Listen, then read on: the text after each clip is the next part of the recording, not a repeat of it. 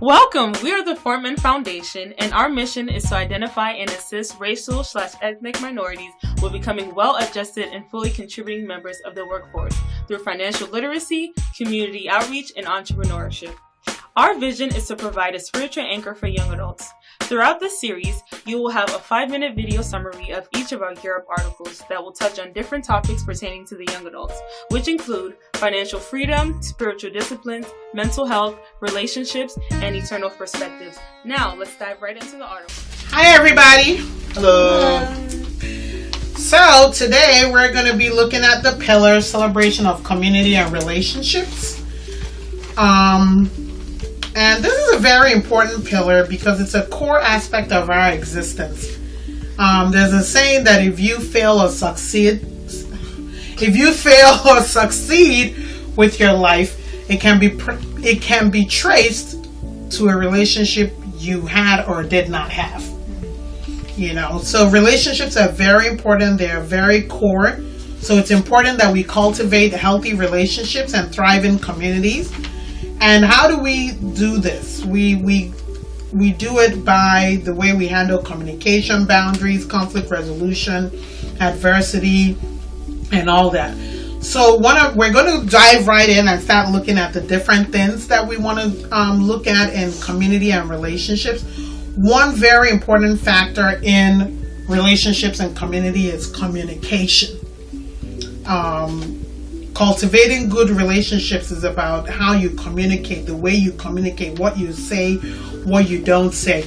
Does anybody have a practical example where it was the communication that broke the relationship, or it was a communication that helped to strengthen the relationship?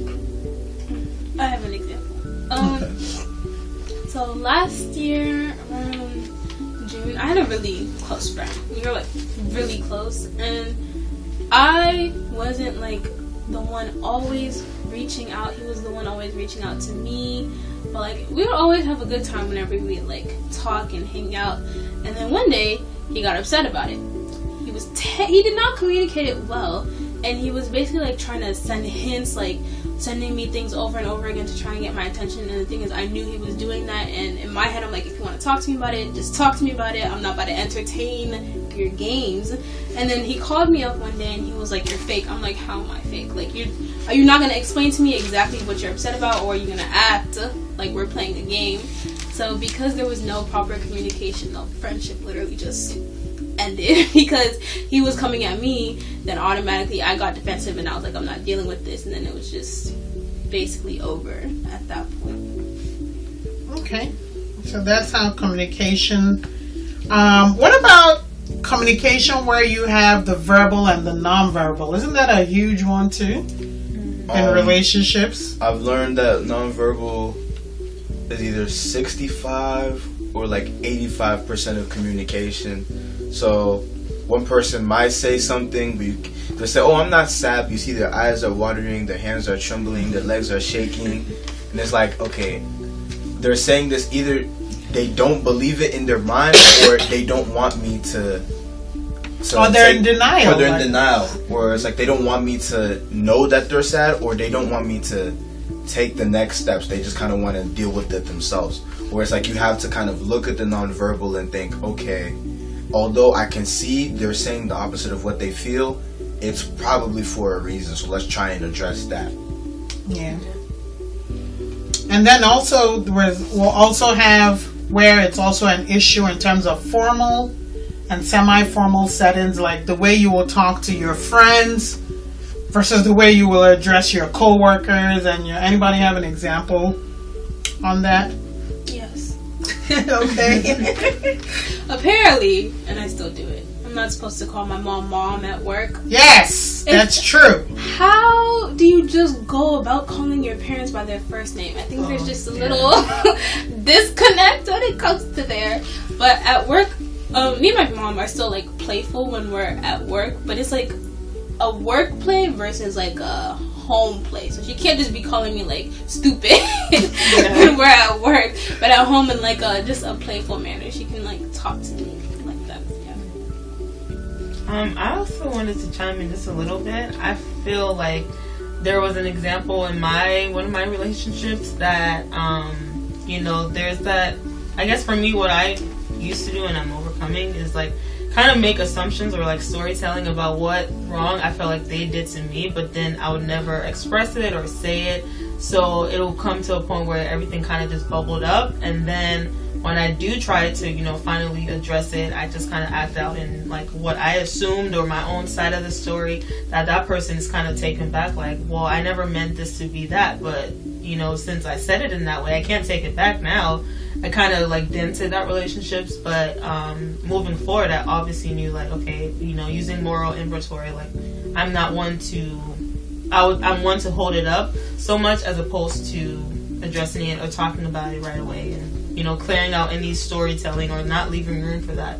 So yeah, I remember with my husband, it was such a big deal for him in terms of our nonverbal communication in my family. We yell, we scream, top of our voice. You would think that we are about to fight, but it really is love. Like, you feel so free.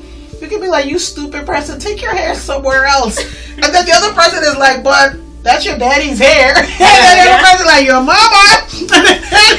And somebody else watching will be like, my husband said that a lot of times it will take him days to recover, because he's like, these people are about to kill each other. And the next thing, he sees us laughing and he's confused. Like, what is wrong? Yeah, because what is wrong with these people?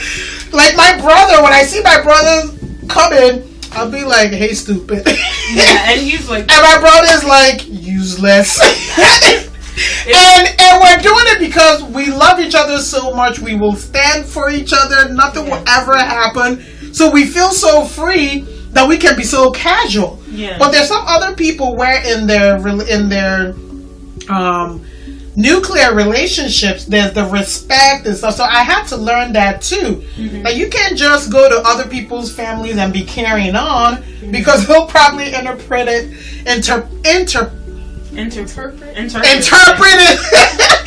differently. So it's amazing how the family that you grew up in also impacts the way that communication happens. So one of the things here, it says that mastering the art of communication, it demands that we understand how we receive and give love. So one of the things that I want to look at is the 5 love languages. Have you guys ever heard of the 5 love languages? Yes. Yeah. Okay. At this point, everybody. Gary Chapman. Yes. So let's talk about the different love languages. Maybe each of us could talk about ours, and then the ones that are missing, we'll talk about it. So we know there's words of affirmation, there's quality time, there's acts of service, there's gifts, and physical touch. What we can do is maybe you can share your love language or what you've noticed about some of your friendships with their love languages in terms of communication. I can start. My love language is quality time. My husband is my husband is acts of my husband is words of affirmation. Quality time for me is so deep. Like, if we say come at 12, I need you here at 11:50 waiting. Because if you come at 12:05, you're disrespecting my time. Like, so quality time for me is that you show respect for my time. And I found out that I didn't even know that about myself until I got older. I was thinking that quality time for me was just, hey, we spend time, you come hang out with me. I don't want you buying me stuff. I don't want you saying, no, barely you look cute. I just want you to hang out. But I came to realize that the way that you treat my time is also important. Like, somebody would tell me, hey, come pick me up. And I'm like, I'm going to be there at 1. Why am I waiting for you downstairs and 1:10 and you're still getting ready? Like, that legit flips. I didn't realize that it was because my love language was quality time. Because I feel like if you love me, you will respect my time and you would not waste my time. You wouldn't devalue or when I finish spending time doing something and you just take it casually. So I am learning the different ways that quality time is my love language. And then for my husband is words of affirmation.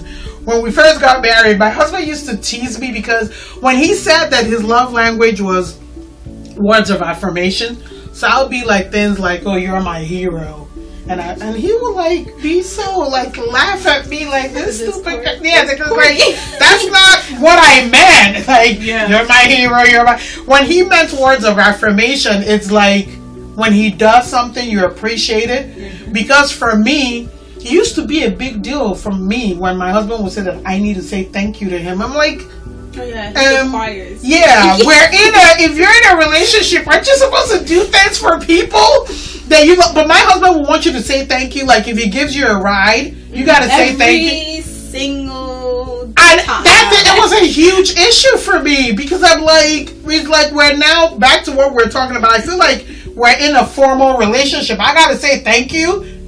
When you gave me, are you happy that we were in the car together and all that? So that's my example of love language in terms of, and then also understanding that my different kids, I don't know what the heck her love was. Yeah, because she's very different. Doom Doom is also words of affirmation. Izu is quality time. So it's amazing. And that's why he gets along, my Doom Doom gets along so well with my husband. Yeah. And I get along so well with Izu because we have the same personality. We understand each other, and all that. So. Okay, I can explain what I guess my number one is words of affirmation. And like kind of related to what my mom said, it's not just telling people like how you feel about them, it's also like words mean so much to me. Like I don't call just anybody my friend type of thing. Like I analyze every single word in the sentence that you say to me, and it's like not just related to how someone is like showing you that they love you. It's just like in everyday things. Like words are very important to me. Like I refuse to say negative things about myself and other people because that's just how importantly I take words. But that's just for like my general relationships. And then I guess because I was in a relationship in high school, I realized that sorry, I'm kidding. She already knows that. I realized that for like a romantic relationship, I actually like words of affirmation, quality time, touch, and the whole nine all of them, like all of combination them, all of them except for gifts. And I think it's gifts just because I didn't grow up with like getting gifts. But even in there, my number one is still words of affirmation. So. Yeah.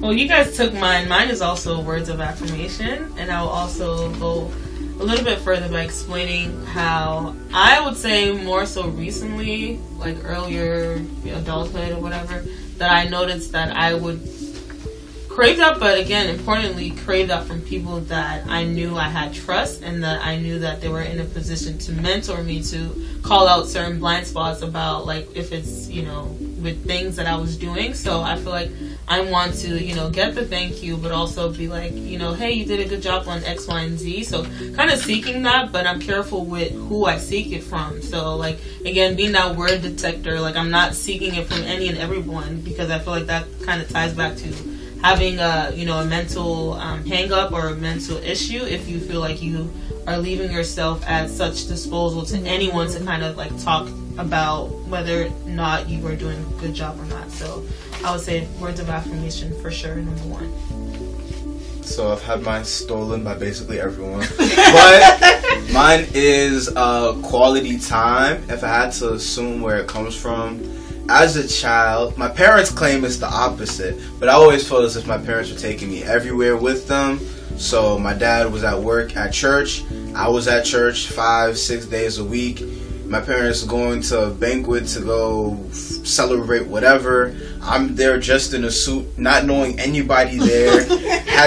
All I see is adults. I'm like 8. I don't know who I'm supposed to interact with here. So I'm like, all right, I guess I have to learn how to speak like an adult, to have conversations and stuff, where it became a point where I was like, I just wanted to be not by myself, but with people I like to be with, I'm tired of this. I'm like 8. I don't want to wear suits every weekend, okay? It's tiring. So as I got older, I'm like, I want to choose who I spend time with deliberately, because I feel like I've lost a lot, especially growing up, because I spent so much time with my parents. I missed out on a lot of quality time with my cousins, and there's so many like inside jokes and bonds that they have, and I missed out on a lot of them. Whereas like I feel like I'm kind of trying to make up for lost time with this quality time that I have now. Alright, so the 3 that we didn't mention that we're going to talk about then is acts of service, gifts, and physical touch. Either of you, anybody can share. What do you know, or do you know people whose love language is acts of service, gifts, and physical touch, and what does that mean? So I think my second highest, I think by like 1 point, was acts of service, and I think it stems from because I tried to do a lot. I tried to be self-sufficient, to do a lot by myself. So anytime someone does something for me, I appreciate it a lot because it like takes a lot off my plate. And the fact that I know people are busy and someone took the time out of their day, of their own busy schedule to do something for me, I appreciate it a lot more. I think I'm the same with Hezi. I think with acts of service, you have to be paying attention to somebody else's life in order to do something for them. Mm-hmm. So the fact that you're paying attention to what's going on in my life, and then you decided to take it upon yourself to do something for me, shows that you really care. So like when I'll take all my money and help you fix your car.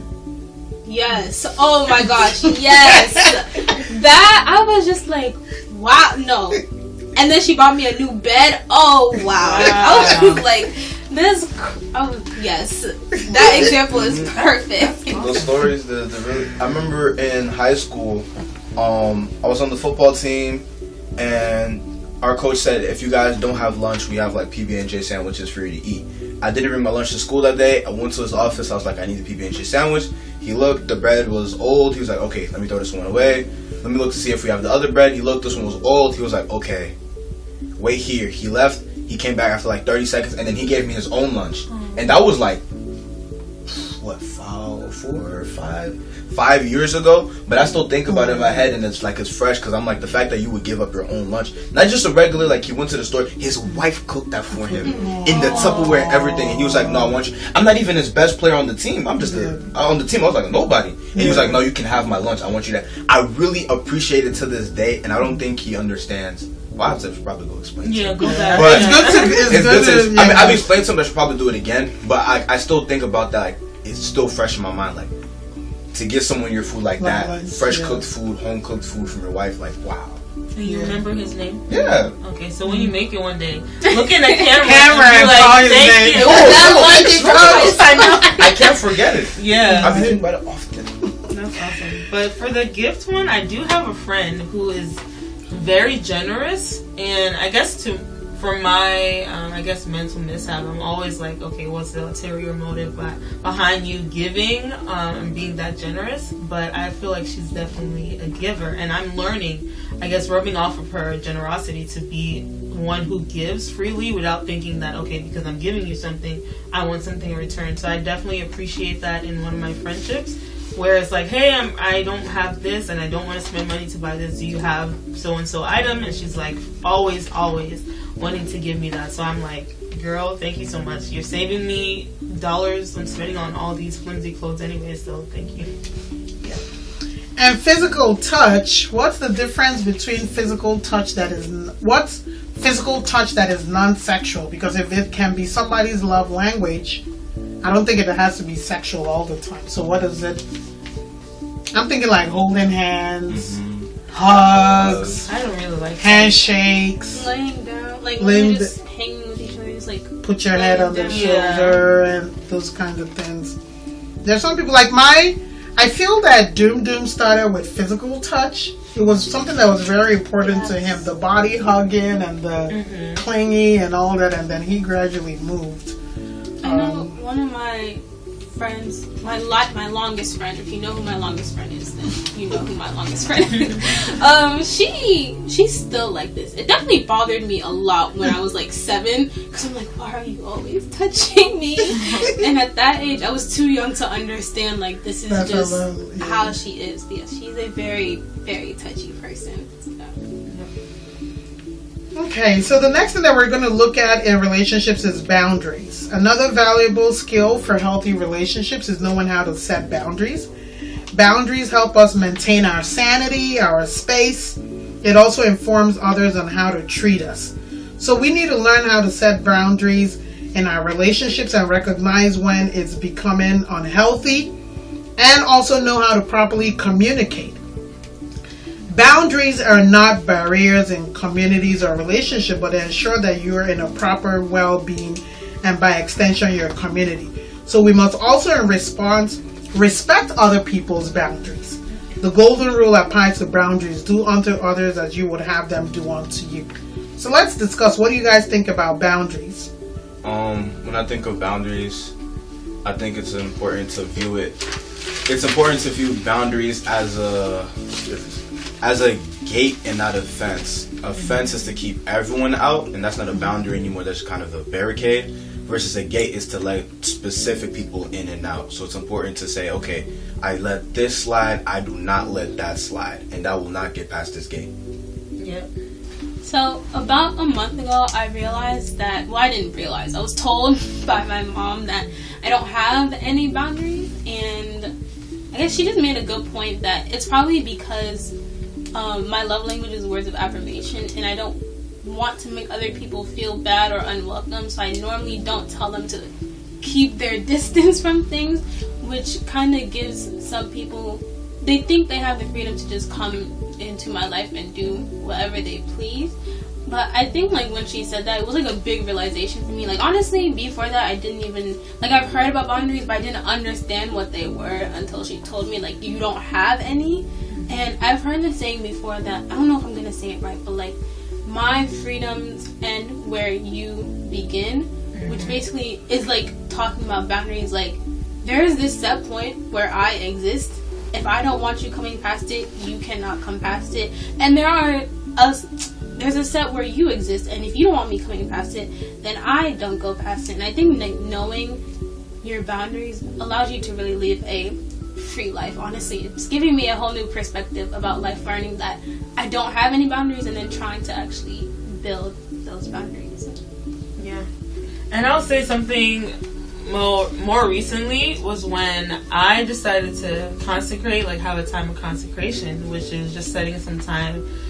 If you're doing it right, you know, it should just have your vertical relationship with God on par, and you go into a time of fasting, maybe more prayer and diligent study of God's word, and just have some me time, because I felt like, you know, since I recently moved to a certain area, it was closer for people, you know, who wanted to just come hang out from the church, closer to our church. It's closer for friends and things like that. So I felt like my doors were a revolving door. Like, people wanted to come all the time, and I'm just like, whoa, this is a little bit intrusive. It's too much. Like, my social bandwidth is really expanded, and my social energy is at a low. So I felt like there was a lot of people who I kind of looked. In hindsight, looking back, I was like, I feel like I should have definitely stood my ground a lot earlier and called them out for, you know, them, or at least look at some of their own character defects, or like how I felt like they were willingly intrusive and like, oh, I'm just gonna be at your house for like 10 minutes, and then they will be there for like an hour, 2 hours, warming up food, things like that. And I'm just like, I'm already constantly seeing you outside of here, and for you to not come in and house there, it was just a lot. And, you know, there was one who would like do all these things, like really too close for comfort, like, you know, how we were saying about codependent relationships.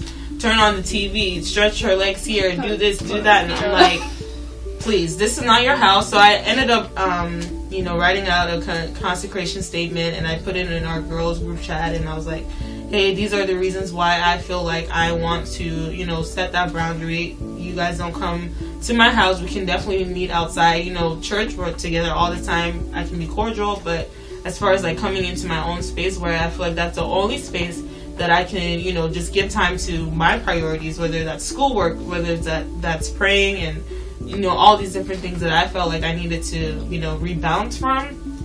So I said that, and then I feel like not even up to 2 weeks, it was already violated. And I was just like, it just kind of revealed to me about the friendships that I thought I had, where I'm like, why you know, violating this? And so anyways, I said that, and I feel like I'm planning to, you know, in the future continue to, you know, be able to be more cognizant of like different friendships that I do allow. So yeah, setting healthy boundaries is Sanity. Does God have boundaries with us? Yes. Does Jesus have boundaries? I feel like yes. How? Give me a practical boundary. He knows when you're ready for something, and he knows when you're not ready for something. And I feel like, with faith, you have to like reach him halfway. So if you're not ready to be corrected lovingly, right? Because our Father is a loving corrector, and he has the rod to shift you in the right direction. The example of like the shepherd and the sheep. There's this rod. So I'm like, if you're not ready for it, he's gonna be patient, lovingly patient with you. He's not gonna just throw you and like kind of like throw you like a baby, like let's say a 1-month-old baby, throw them in the big pool. You expect them to learn how to swim? Like, no, it's not that. That's how they learn though. But it's just give them more time to grow and like be more acquainted with the water, and maybe have an instructor there in closer proximity. And then maybe after the child is better, can fend for themselves, maybe the instructor can be outside of the pool and look at them. So I think God definitely has a boundary when it comes to working with us and like correcting us in certain areas that we can grow from. Even then, there's the verse. I can't remember where it is. I need to start remembering where the verse is. But there's the verse where it's like at some point God will just turn you over to his own desires, or your own desires. Where it's like he understands. Hey, I've tried. I keep on trying. You seem to be 100% dead set in your ways. Be free. If that's what you really want, go ahead. Which is a scary boundary. That is scary. So let's talk about John 3:16 real quick before we move on. I know we have to move on. John 3:16 says, "For God so loved the world that he gave his only begotten Son." Then the boundary comes in. Whosoever believes in him. So just because he loves you and he gave you something, it's like saying that you can take a horse to the river, but you can't force it to drink. Yeah. You have to accept the salvation. You have to accept Jesus Christ. Mm-hmm. So he does set boundaries. He also set boundaries about the law of sowing and reaping. He also sets boundaries about the law of confession. As a man thinketh in his heart, the power of life and death lies in the tongue. Mm-hmm. Jesus also set boundaries. He knew he was supposed to save the world. But how many years did he spend in ministry and he was out of here? 3 years. Dude was like, deuces, y'all gonna be good. He focused on the most important thing, which was fulfilling his assignment. He wasn't trying to fulfill your assignment, mine or others. He did exactly what he needed to do, focused on those that he needed to do, and he was out. He didn't worry about, there's still so many people I need to heal. Those were his boundaries, focusing on what God has called you to do. All right, another important thing that affects human relationships is conflict. And I know we've talked about that a lot when we talked about Celebrate Recovery and mental health and making amends.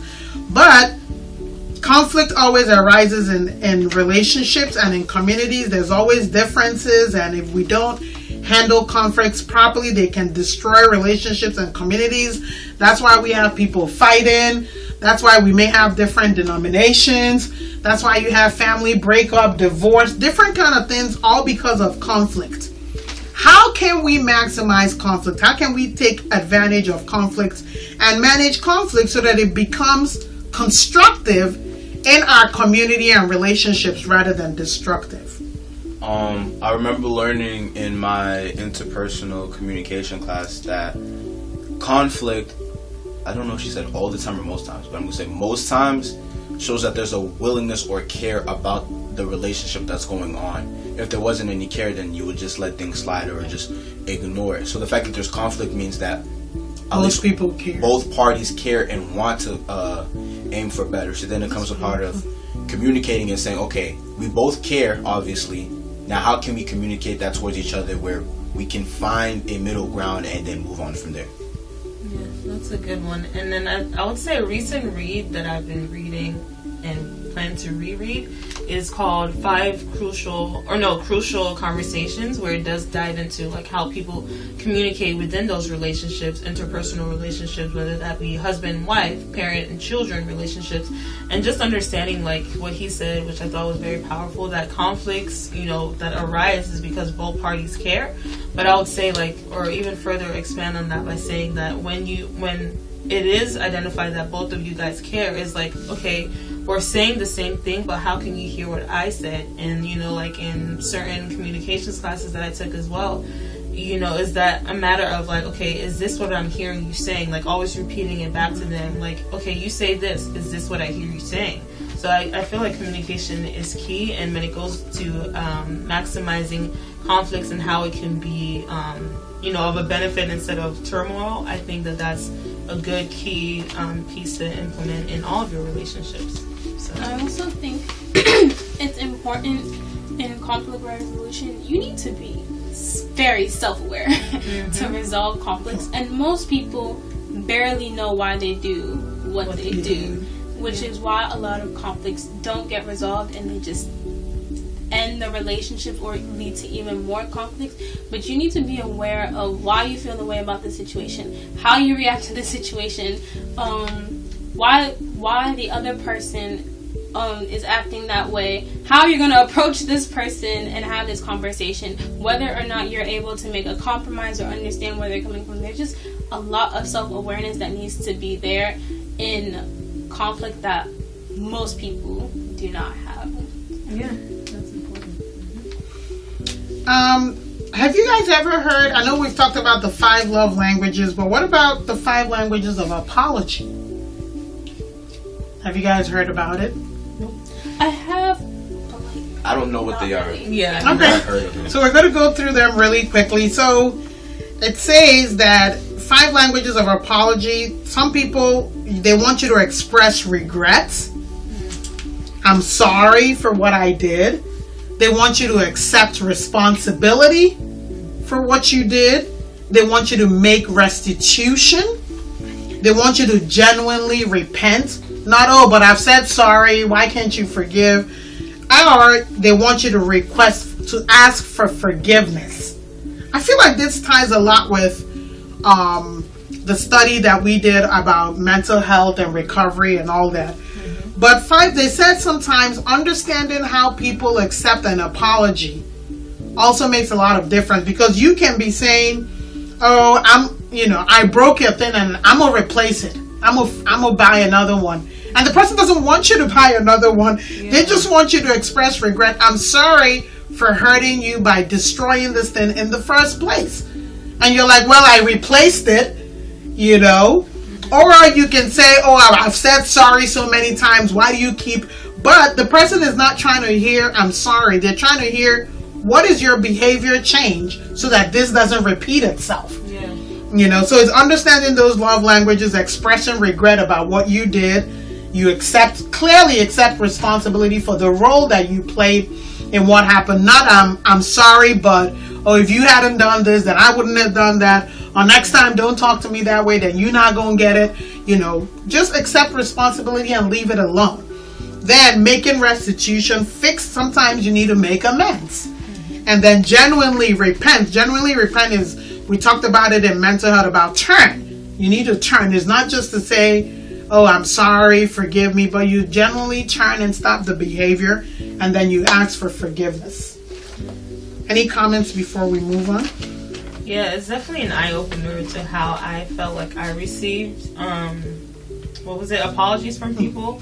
Like, I felt like I so carelessly received it. Like, I was looking for it, but, I just accepted whatever was their apology. So, I think for me, it's just looking back on the 5 languages of apologies and being able to kind of know which one I resonate with the most, and understand that moving forward, whenever, conflicts or things arises with people that, I expect apologies from. And then also being one to give that, being able to be cognizant of somebody else's apology love language or apology language, whatever. So that's important. I never heard it before, so cool. All right, the last aspect of relationships, of course, this list is not exhaustive. It's just the whole goal of us doing this series is just kind of like a hey, FYI, as a young adult, you need to grow. There's so many aspects of personal development and spiritual development, economic, financial, mental, that you need to take into account. Adversity. Adversities are also a part of life. Facing difficult challenges, overcoming them, building confidence, knowing how to navigate adversity also affects community and relationships. Sometimes things break when things are difficult because one, we either react to adversity differently. Some people are fight or flight. Other people is the blame. Other people is they just cut off. Other people is, oh, we have to fix it now. Another person is, I'm not going to touch it. So the way that people react and deal with adversity also affects community and relationships. So we have to prepare for adversities and see them as opportunities to grow, and also knowing how to trust God during those times and not necessarily turn on each other during those difficult times. Isaiah 48 says, I've refined you, but not as silver. Rather, I've refined you in the furnace of suffering. I will rescue you for my sake. Yes, for my own sake. So life is more enjoyable and peaceful when we understand principles and know how to handle adversity and allow God to guide us. Do you guys have any practical examples of what you've gone through in terms of when adversity has impacted interpersonal relationships? Why are you laughing like that? Because I already have an example. Yeah. I don't want to be too long-winded. Basically, we have a Christmas production, and to make a long story short, minutes before we started, the microphones did not work. There was conflicts about who should be where. People were making ultimatums on behalf of us when we did not give them permission to do so. And all of this was in a span of like 5 minutes. And doors are already open, people are sitting down. Oh, and there was a lot of images on the computer that was supposed to be there, just didn't appear. They just disappeared out of nowhere, so we had to reload them. And the cameraman that we were supposed to have didn't show up. So everything was going bad all at once. At the same time. All in my lap. And people are there waiting for you. So I had to just take a step back and just walk away. And I just looked in the mirror and was just breathing. I was just like, what is going on? This is not real life. Everything is just broken right in front of me. I'm not in charge of any of it. What am I supposed to do? And as they say, the show must go on. And the show went on. I enjoyed it. It was really good. Really good. I still have resentment about it. I can't. It's too much. I have to agree with this. But that was a time I was under a lot of adversity. Thank you for sharing. Thank you for sharing. And I would say for me, it was in a boss-employee relationship where, actually no, I scratched that. She was a co-worker, but higher than me, so an upper, like, overseer or whatever. And I feel like she had anger issues and she would take it out on people. So I felt like coming into work, the air was just so cold, like it just felt very uncomfortable for me. But I still, I wanted to get paid, so I'm going to show up to work. I told, the upper hands about it, but she would still be very, just expressing anger and everything. And I didn't know what was going on. I tried to, kind of approach her and ask her, how's your mental, how are things going for you? Because I didn't want to just assume that, oh, she's just a bad person. I wanted to give her the benefit of the doubt, and of course, wanted to get her help as well as best as I could. But anyways, I felt like that was a very adverse time for me, because I felt like, looking back on those kind of relationships, being in a work environment, I felt like I was very passive. I wouldn't say I guess I would say even more so flight. That was my reaction, because I wouldn't be confrontational or be able to even speak for myself. I would always have to have somebody else kind of be in the middle of our conversation when we wanted to flesh things out and squash things. So I felt like I never even had that voice for myself. So I would say in terms of adversity and being able to communicate some of those things that I felt and not having somebody else be my mouthpiece. I would say that that's something that I'm learning moving forward, to be more adversive, be able to more assertive, and be able to put my foot down and not let anyone just kind of treat me anyhow. So yeah, that was a adverse time, I feel like. But life is going to be hard anyway, so I don't know. That's the most important thing, is that we'll always face adversity. We don't know where it's going to come from. But Jesus Christ says, in this world you will have tribulations. Take heart, I've overcome the world. And part of growing up is learning not to ruin relationships during times of adversity. That's why a lot of marriages end up ending, because they're thinking honeymoon is forever. And then when you start going through problems, then you start turning on each other rather than both of you turning towards God. And that happens in several things. All right, we're done. So what we're going to be looking at now is how we tie community and relationships to the other celebrations. So you guys can just share as you want. So how do relationships and community tie to finances? How does celebration of community and relationships impact the celebration of financial freedom? Money will show you who your real friends are, whether you have it or not. Okay. Like going back to that quote, they said, if you succeed in life, it's based on relationships you had or you didn't have. So I would say, kind of, to second what Ure said, money and whatever level of success would really show you the clingers that kind of come along the way, or people who have been with you throughout the grunt work. So I would say definitely there's that to pay attention to.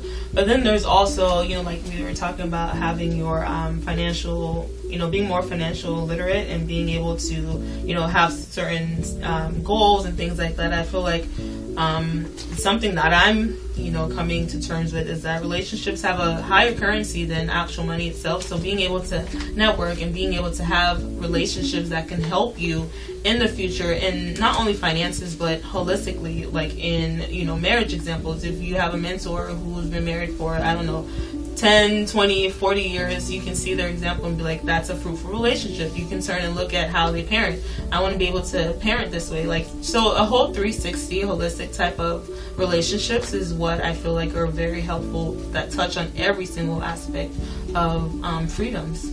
So yeah. I also want to add, like what Tammy said, that your success or non-success is based on your relationships. In terms of financial freedom, you can only know either what you've explored for yourself or what you have been taught. And a lot of what you learn in life is from your relationships with other people. And if you don't have somebody in your life that's teaching you about how to properly use your money, you're probably either going to end up using it terribly, or you're going to learn later down the line from your own personal experiences. Yeah. I also feel that our relationships is also our relationship with God also is impacted by finances. It says, honor the Lord with your wealth. Remember the Lord, for it is he that giveth thee the power to get wealth. So our relationship with God and with others sometimes is directly tied to how we handle money. Like, do you spend money and buy things for people? When we talk about the acts of service, or we talk about love language and all those things, the way that you use your money communicates how important a relationship is with you. So I feel like how we give to God and how we give to others also impacts the way that we relate to others, the way we relate to God and the way that we relate to others. What about relationships and eternal perspectives?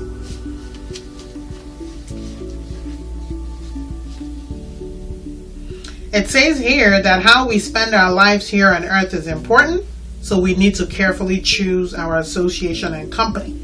So if you're not careful, friends can lead you astray and take you off the path of eternal perspective, understanding that there's life after here. You will give account for what you've done, and there is going to be judgment after death. So the people that we keep company with, either that will influence us to eternal perspectives or drag us away, lead us astray, also makes a difference. And if I can add, now that you expanded on that, I would say that, just following Jesus's example about how he kept saying to people, like the onlookers who were like, oh, why are you going to sit at, some teachings or whatever, being that he was really young at the time. But he was like, he kept reminding them that he's here for his Father's business. So I think, even relationships have a huge role to play in that, because you want people that you're around with to reaffirm those things. Like if they see you slipping on your purpose, your life's mission, they're able to pull you back up so that you're able to, be on a mission here on earth, so that when you do go to the judgment throne, that you can give account. It's not going to be, oh, I receive you good and faithful, or like, what's the saying? Like, well done, my good and yeah, it's faithful going to be servant. well done, my good and faithful servant. It's not going to be well done, you thought about X, Y, and Z, but you didn't do it. It's going to be what you did that is going to actually show, show that fruit. So that's what I think why relationships and eternal perspectives are important. All right, relationships and mental health. Okay, I was gonna say, I've said this before, but it reminds me of a picture I've seen where it says, it's a picture of like a sidewalk, and the middle, like one of the bricks in the middle is broken, and they put like tape on it or a Band-Aid or whatever, and the caption was, it doesn't matter how much tape or cement you put onto that individual brick, the only thing that's stopping that brick from moving is the bricks that are around it, keeping it firmly in place. So I think about how mental health is important by having the proper bricks or people around you who's going to support you and keep you in line to where your purpose should be. Yeah, that's good. Proverbs 18:4 says, there are friends who destroy each other, but real friends stick closer than a brother. Bad and harmful relationships get in the way of having a fruitful relationship with Christ and other people. And sometimes your hurt, hang-up habits end up impacting people and their ability to want to hang around you. All right, and the last one is relationships and spiritual discipline. How does relationships and community impact spiritual discipline? Then it says, do not forsake the counsel of the brethren. I think is very important in the authorship in the Bible, because I think that a lot of times we feel like, oh, we can just, YouTube or Zoom in a sermon where, it's pivotal. It's very crucial to a lot of things in life to be in that body, especially a body that is life-giving to you, that you can grow spiritually and just kind of foster your own relationship, be it your prayer life, be it Bible study and things like that by yourself. However, there is that importance to always go back. Like Jesus did that. He was in counsel with teachers at the time. So just being able to have that as perspective, because I think I also went through a phase of just not wanting to associate with like all these older believers or whatever, especially being that I was coming from a predominantly African church. I just thought all of them were weird, but being that now moving into more of a sound a place that has more sound teaching and I can feel the presence of God there, I feel like I'm able to want to come, and I'm happy to come, not just to mark present, but also just to be there because I know I can be of service to somebody else, I can be an ear to somebody else, and I can just actively be involved in the body by serving the body. So I think that's important when it comes to relationships and community. Spiritual discipline. Oh, and Proverbs 27:17 says, iron sharpens iron, so a friend sharpens a friend. So I feel like spiritual disciplines, the people you hang around, can also help you on your spiritual journey. But the one that gets to me the most is the one of solitude. Jesus often withdrew into solitary places to pray. So it's like he withdrew from people in order to be more available for them. yeah. So in community and relationships, in order for you to truly be there for people, you do need to know how to practice the spiritual disciplines of prayer, worship, studying the Bible, fasting, solitude, silence, simplicity. All these things end up impacting your relationships. And even Jesus Christ himself understood there's no way I can truly minister to the soul and spirit needs of these people if I'm always around them and not hanging out with God to get power and strength to be able to do what he called me to do. So there's a quote that I'm thinking of, but I can't remember it specifically, but it was something about like, if your inner stability, or if you're not stable internally, how do you expect to be, outwardly stable for your friendships, your relationships, whatever that you want to foster. So it's just going back to like getting yourself whole first, like going back and redrawing from your community, but being purposeful and intentional about it, whether you're in prayer, whether you're just getting help to be better mentally, and all these different examples that we've mentioned to be better for your friends. Because I think two halves can make a whole. Yes, mathematically it can, but like as far as like fostering relationships, it does not make a whole. So get help, be whole, and then go out and be a blessing to other people.